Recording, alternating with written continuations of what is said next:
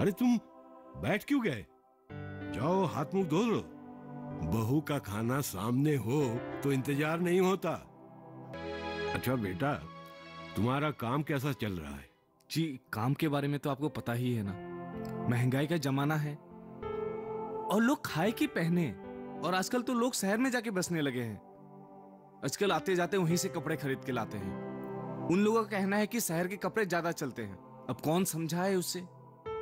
पिताजी, मैं सोच रहा था कि अगर दुकान को स्टाफ के हवाले करके क्यों ना मैं एक नौकरी पकड़ लूं, कम से कम एक फिक्स इनकम तो आएगा, है ना माँ? नौकरी से मुझे याद आया, मैंने रमेश बाबू से तुम्हारी बातें की थी। उनके कई बार मैं काम आ चुका हूं, इसलिए वो मेरी बात टाल नहीं सकते। मैंने तुम्हारी शादी के बारे में भी उन्हें बताया, वो बहुत खुश हुई। उन्होंने तुम्हारा बायोडाटा मंगाया है, भेज दो। जी पिताजी। बहू का भी भेज देना अगर वो चाहे तो। बहू का क्यों? माँ, भाभी इतनी पढ़ी लिखी है, अगर वो चाहे तो अपने पैरों पे खड़ी हो सकती है ना? कोई जरूरत नहीं है। वैसे भी मेरे दोस्त कहते हैं कि बाकी की पढ़ाई अपनी बीवी से कर लेना। छोड़ो, कम से कम वो लोग तो दोस्त है, पर समाज का क्या? अरे छोड़ो ये सब बातें, जाओ हाथ मुंह धो लो। पिताजी। और बताओ, कैसी हो तुम? मैं ठीक हूँ, तू बता, तू कैसी है? मैं भी ठीक हूँ। बहुत अच्छा लगा तुम्हें देखकर, इतने दिनों के बाद। मुझे भी। अच्छा, तेरा यहाँ मन तो लग रहा है ना? मन तो लगाना पड़ता है। सोचती हूँ घर से ही पढ़ाई करूँ। बाहर पढ़ाई या काम करना इन्हें शायद पसंद नहीं आएगा। अपना तो अब जो भी है इनसे ही है। पर तुझे एक बात बताऊं? क्या? ये जो सपनों के राजकुमार होते हैं ना, ये सपने टूटते ही कहाँ गायब हो जाते हैं। संभालो खुद को। जिंदगी में हम लड़कियों के साथ जो भी होता आया है, हमने देखा है और आगे भी देखेंगे। अच्छा छोड़ ये सब। यहाँ ससुराल में कैसे है सब लोग? सास, ससुर, ननद, कैसा लग रहा है तुझे ससुराल आके? सास माँ की तरह, ननद बहन की तरह और ससुर बिल्कुल पापा की तरह, या शायद उनसे भी अच्छे। यहाँ आकर पीछे छूटे रिश्तों की कभी याद ही नहीं आई, क्योंकि कभी लगा ही नहीं कि वो रिश्ते छूटे। तू बहुत नसीब वाली है रे।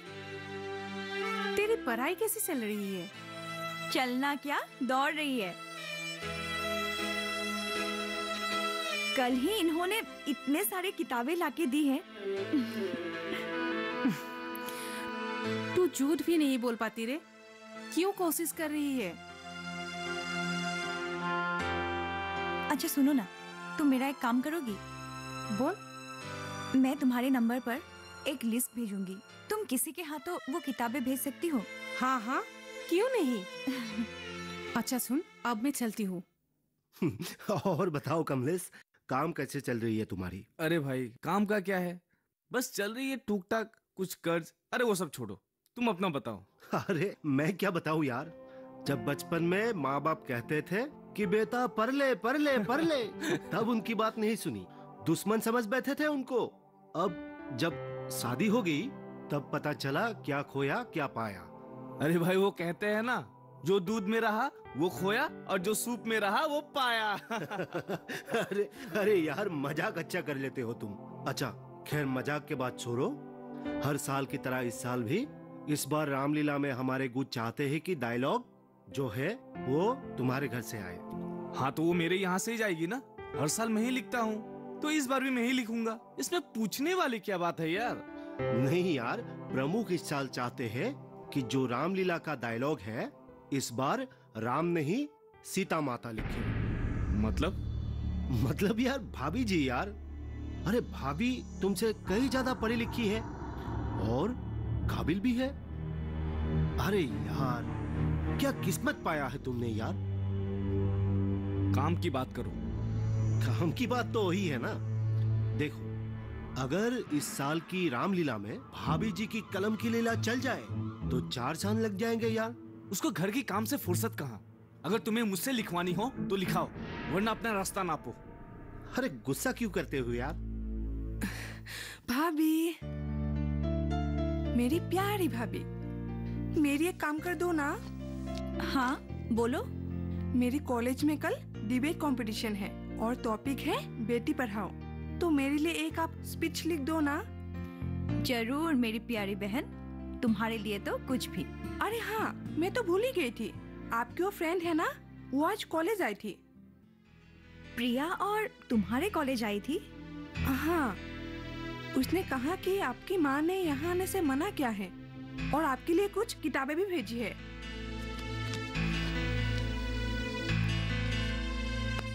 ये लो। पर माँ ने उसे यहाँ आने से मना किया है? कुछ बताया था उसने? हाँ, इतना कुछ तो बताया नहीं, पर ये किताबें दी और कहा कि आपको दूं। Thank you so much. तुम नहीं जानती, तुमने मेरे अंदर जान भर दी है। मैंने नहीं भाभी, आपकी सहेली ने। पर आप मेरा स्पीच तो लिख दोगी ना? आप लिखोगी तो मैं जरूर जीतूंगी, और मैं जीती तो आपके लिए पार्टी। और कल चलना है मेरे साथ मेरी कॉलेज। जरूर लिख दूंगी तुम्हारा स्पीच भी और मेरी किस्मत भी। बेटियों को पढ़ाना ये सिर्फ एक स्पीच नहीं, बल्कि जीवन का सर है। जहाँ बेटियां अशिक्षित हो, वहाँ संस्कार नहीं होते। माँ। आ गई बेटा? जी माँ। जा जल्दी से मुंह हाथ धुले, मैं तेरा खाना लगाती हूँ। ठीक है माँ। माँ, ये दुर्गा नजर नहीं आ रही।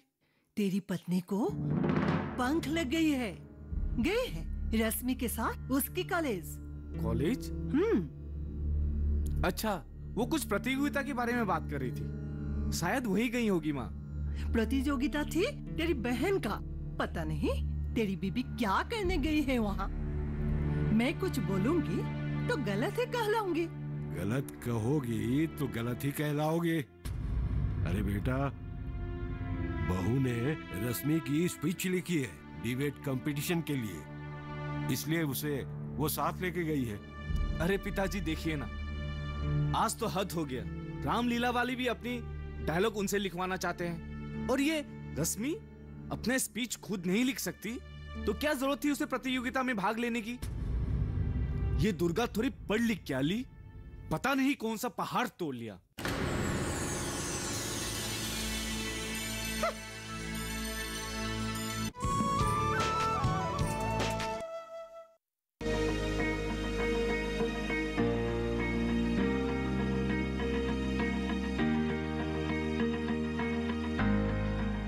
घर के बगिया में छिपा है सेहत का खजाना। टेरेस गार्डनिंग से बनेगा घर ब्यूटीफुल और हेल्दी। क्यों ना गार्डन में उगाएं अपने फल फूल और सब्जियां, जिससे सेहत भी बने और छत की बगिया भी खिली खिली रहे। देखिए छत पर बागवानी, शनिवार सुबह 9 बजे सिर्फ दूरदर्शन किसान पर।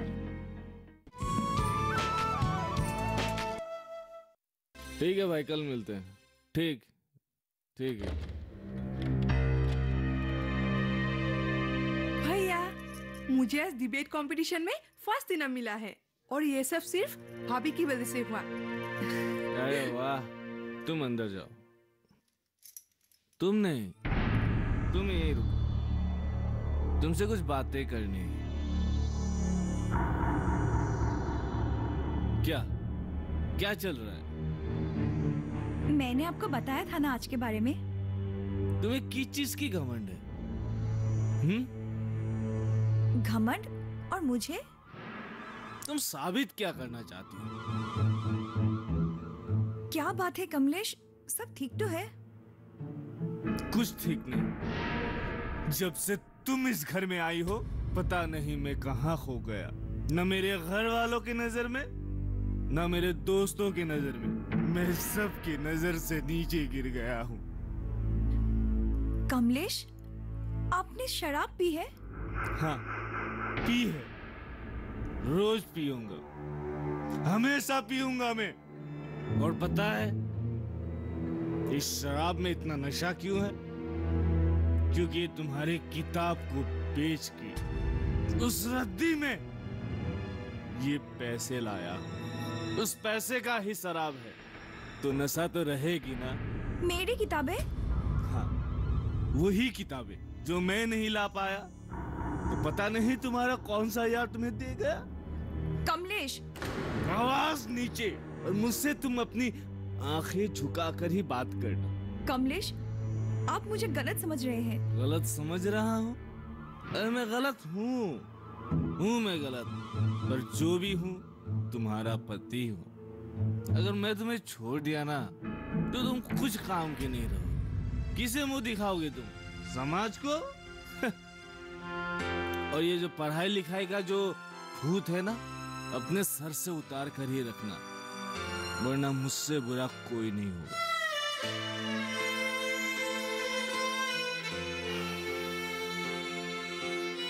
चाय। हाँ, ये लो।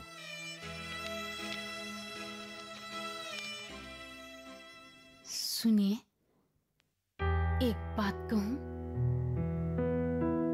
हाँ कहो। एक बार दुर्गा को देखा है क्या? रात को मैंने सपना देखा है, दुर्गा बहुत बीमार है।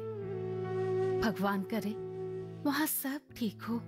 अरे भाग्यवान, हमारी बेटी अब पराये घर जा चुकी है।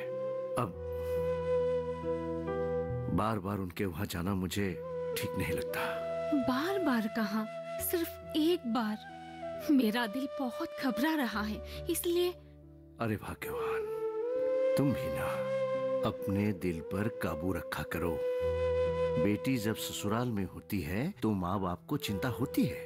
अब वही उसका घर है, परिवार है, और हमें उनके मामले में दखल देना नहीं चाहिए। आप बाप है तो ये कह सकते हैं, लेकिन मैं माँ हूँ। मैंने उसे 9 महीने कोख में रखा है। मैं भला अपने दिल पे कैसे पत्थर रख लूं? ठीक है, तुम जो कह रही हो, एक बार देख कर आ जाऊंगा। लेकिन कमलेश बहुत ही अच्छा लड़का है। वो हमारी दुर्गा को बहुत खुश रखेगा, और हमारी बेटी वहां पर राज कर रही है। तुम भी ना खामखा फिक्र करती रहती हो। माँ, मैं काजल के घर जा रही हूँ। हाँ? अच्छा। हाँ। अच्छा बेटा, ये तुम्हारा 6 मासिक परीक्षा का रिजल्ट कब दे रहा है? वो कल देंगे पापा। अच्छा। हाँ ठीक है, मैं चलती हूँ। अच्छा, खाना खा लिया? हाँ माँ। ठीक है, जाओ। अरे जीती रहो बेटा, जीती रहो। चलती हूँ पापा। लड़की जब तक मायके में होती है बेफिक्र होती है, लेकिन ससुराल में उसे हर कदम सोच समझ के रखना पड़ता है। पता नहीं कब किसको क्या बुरा लग जाए। जब तू ससुराल जाएगी तब पता चलेगा। ना बाबा ना, अगर ऐसा है तो मैं कभी ससुराल ही ना जाऊं और पूरी जिंदगी अपनी भाभी के साथ ही रह जाऊं। पता है भाभी, मेरी कोई बहन नहीं है ना, तो बहनों का प्यार क्या होता है मुझे कभी पता ही नहीं चला। और अभी आप आ गई हो ना, तो उसकी कमी भी पूरी हो गई। मेरे लिए जैसी भैरवी वैसे ही तुम, दोनों ही बहुत नटखट और प्यारी हो। और मेरी गुड़िया जैसी ननद को किसी की नजर ना लगे। भगवान करे तेरे हर सपने पूरे हो। अच्छा भाभी, आपने वो किताबें देखी जो प्रिया दीदी ने आपके लिए भेजी थी? वो किताबें तुम्हारे भैया ने रद्दी में बेच दिए। क्या? ऐसा क्यों? वो तो तुम्हारे भैया ही जाने। मैं तो बस इतना ही जानती हूँ, जैसे मायका छूटा वैसे किताबें भी। सपने देखने का हक हम मायके की यादों के साथ ही पीछे छोड़ाते हैं। और सही भी है ना, मरे बगैर पुनर्जन्म थोड़े ना होता है। भाभी, मैं आपसे ज्यादा समझदार तो नहीं हूँ और ना ही पढ़ी लिखी, पर इतना जानती हूँ, मरना तो एक दिन सबको है, तो मरने से पहले क्यों ना हम जीना सीख लें? अरे तुम तो सच में बहुत बड़ी हो गई हो। आत्मा अमर है भाभी, और उसी तरह जैसे आत्मविश्वास। आप खुद पर से भरोसा कभी कम मत होने देना। चाहे लाख तूफान आए, आप अपनी कश्ती को किनारा सिर्फ आप ही लगा सकते हो भाभी। मैं आपके लिए वो किताबें फिर से ला दूंगी, भैया से छुपा के ही सही, पर जो सच है वो सिर्फ आप ही समझ सकती हो भाभी।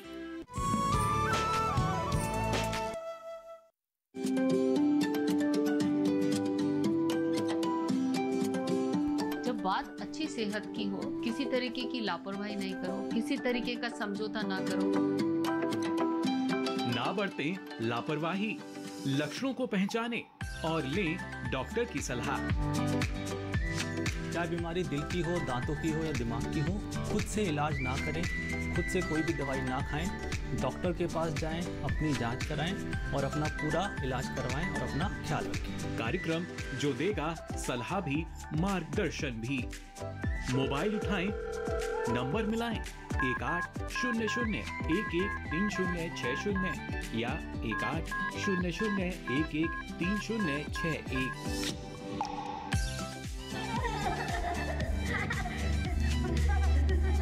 आपके अपने फोन इन कार्यक्रम स्वस्थ किसान में हर शनिवार शाम 6 से 7 बजे सिर्फ डीडी किसान पर।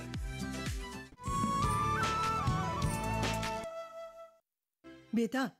हाँ माँ। एक बात कहूँ? हाँ कहिए। तो जल्दी से मुझे पोता का मुंह दिखा ताकि मैं चैन से मर सकूं। क्या माँ, आप जब तक मरने की बात करती रहती हो। मरे आपका दुश्मन। हाँ, दुश्मन ही तो बन गई हूँ। अब बहू को ही ले लो। सोचा था घर में बहू आएगी तो वो सेवा करेगी, अब उसे खुद से फुर्सत कहाँ। तुम चिंता मत करो माँ, मैं उससे बात करता हूँ। और तुमने मुझे इस दिन के लिए पैदा नहीं किया कि मेरे रहते हुए तुम मरने की बात करो। अरे माँ, तुम्हें अभी दुनिया भर की खुशियाँ देखनी है, तुम्हें बड़ा करना है अपने पोतों को, फिर उसकी शादी भी तो करनी है ना माँ। बस बस, इतने ऊंचे सपने मत दिखा। पहले तू अपनी बीबी को बच्चे के लिए राजी तो कर ले। तेरी बीबी तेरे बस में कहा। बातों की भूत जब बातों से नहीं मानती ना माँ, तो उसे लातों से समझाना पड़ता है।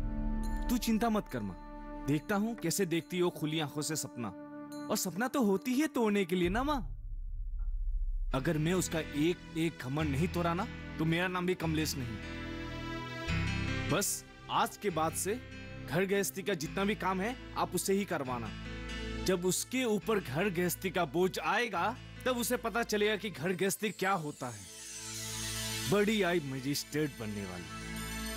जब चूल्हा चौखट करेगी ना, तब उसे पता चलेगा। तुम्हारी सेवा करना ही तो उसका धर्म है ना।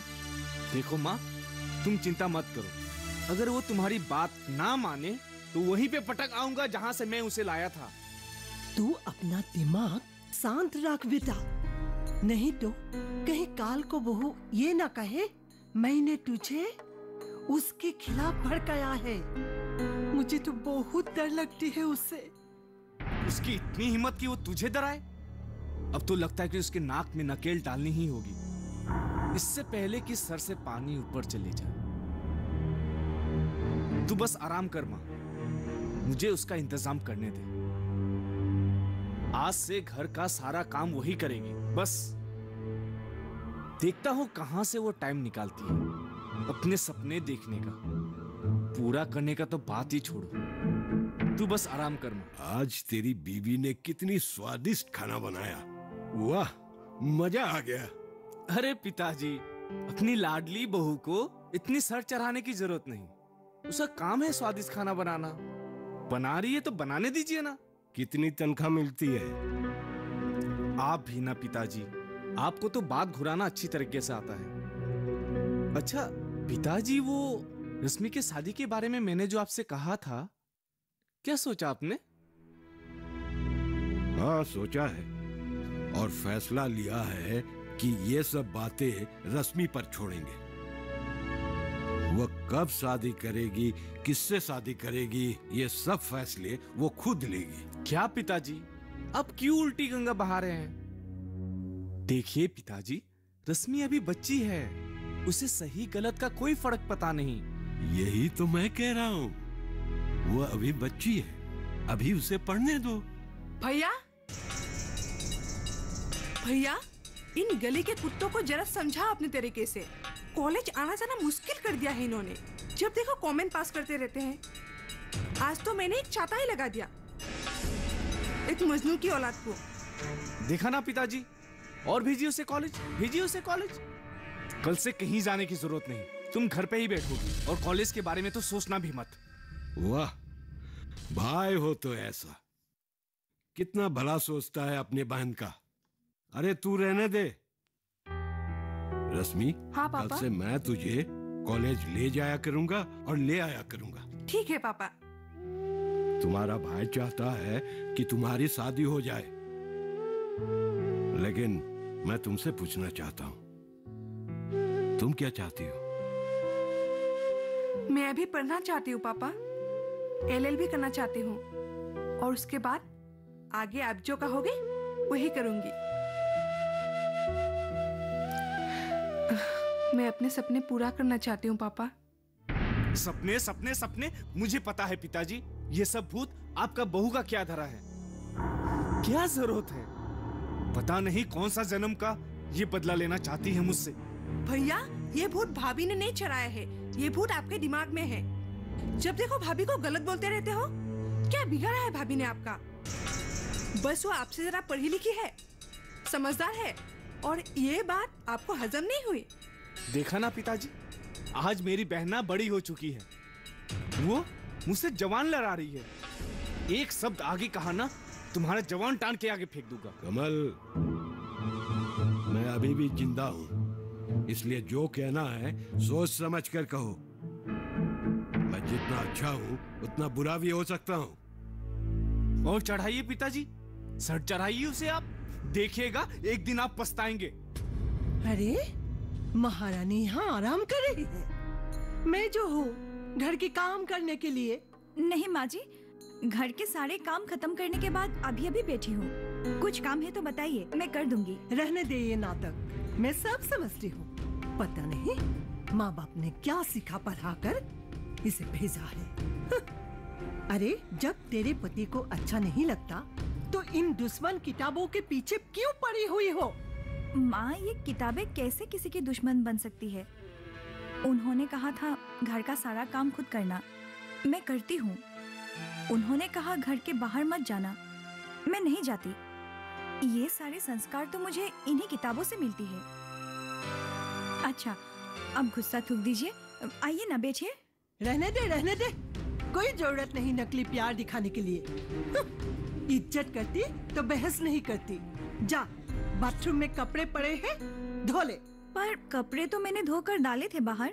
ऐसे धोते हैं कपड़े? मैंने वापस भिगो दिए हैं।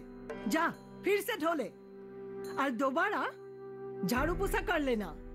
पूरा घर गंदा है। ऐसी होती है बहू। ठीक है माँ जी।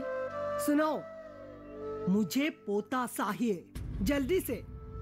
बच्चा हो जाएगा तो तेरे सर से ये सारा भूत उतर जाएगा। सुनी? जी माँ जी। ये बात को गांठ बांध लीजिए कि दोबारा ऐसा ना हो कि आपको फिर आना पड़े। एक ससुर होकर भी मेरी बेटी को इतना प्यार दे रहे हैं, मुझे समझ में नहीं आ रहा है कि ये कर्ज कैसे उतारूंगा। नहीं रे, मैं तो ये सोच रही थी कि तेरी और मेरी कहानी कितनी मिलती जुलती है। हम दोनों की शादी भी एक साथ हुई, हम माँ भी एक साथ बनेंगे। सही कहा तुमने। आम लोगों के जीवन में परिवर्तन, उनकी स्थिति में परिवर्तन, यही तो है ना असली एम्पावरमेंट। और ये बंद दरवाजे हमें खोलना है, रोशनी को अंदर आने देना है।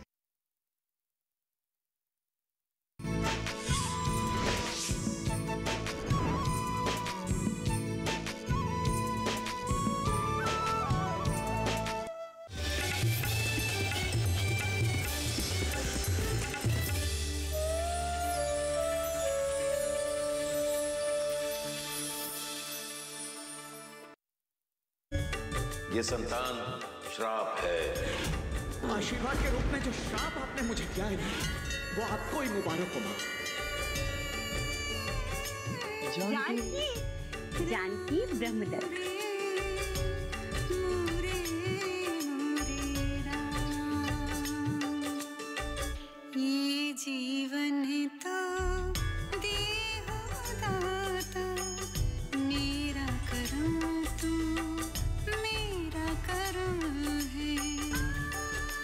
प्रभु ने जानकी को पेट से नहीं दिल से जन्म दिया है।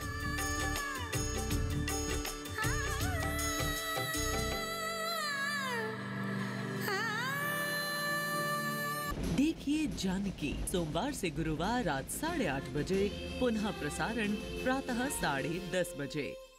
सिर्फ डीडी नेशनल पर, देश का पहला चैनल, देश का अपना चैनल।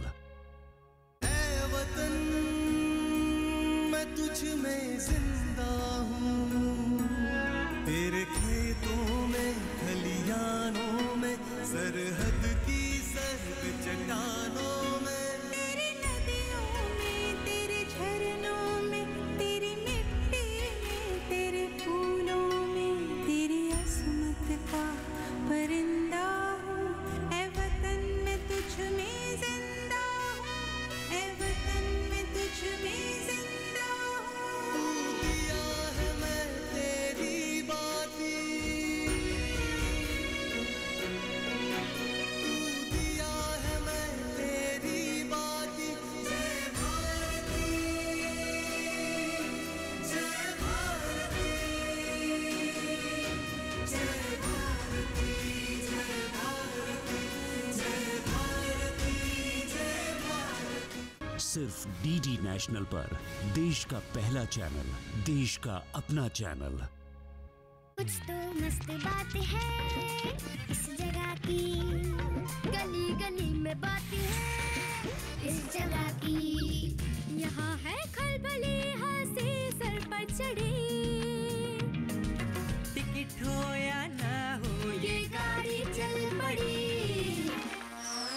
गली गली सनसनी, गली गली सनसनी, गली गली। देखिए गली गली सिमसिम प्रतिदिन शाम 4:30 बजे, सिर्फ डीडी नेशनल पर, देश का पहला चैनल, देश का अपना channel.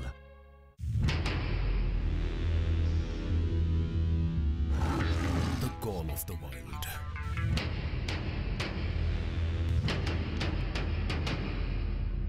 The thrill of sport.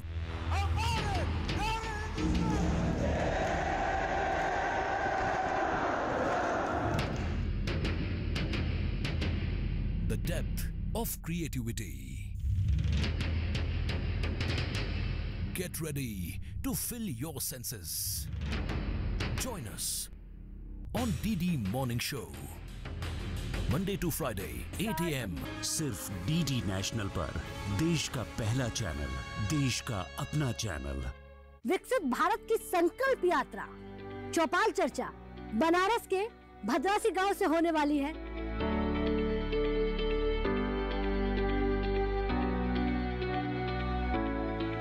क्या क्या मिला है सरकार से? पीएम किसान पेंशन योजना, राशन कार्ड और बाकी उज्ज्वला योजना। संकल्प भारत यात्रा के तहत इफ्को के द्वारा नैनो यूरिया, नैनो डीएपी और प्लस सागरिका द्वारा ड्रोन से स्प्रे कराया जाना है। कृषि विज्ञान विभाग भी अपनी सेवा ज्ञान के रूप में इनको विकसित करता है कि कैसे आत्मनिर्भर बन के अपने खेतों में खुद खड़े हों किसान हमारे। अगर हम अपने लागत को पहले से कंट्रोल कर लेते हैं तो हमारी सीधे से है कि हमारी जो है इनकम बढ़ जाता है। विकसित भारत की संकल्प यात्रा पर खास कार्यक्रम चौपाल चर्चा।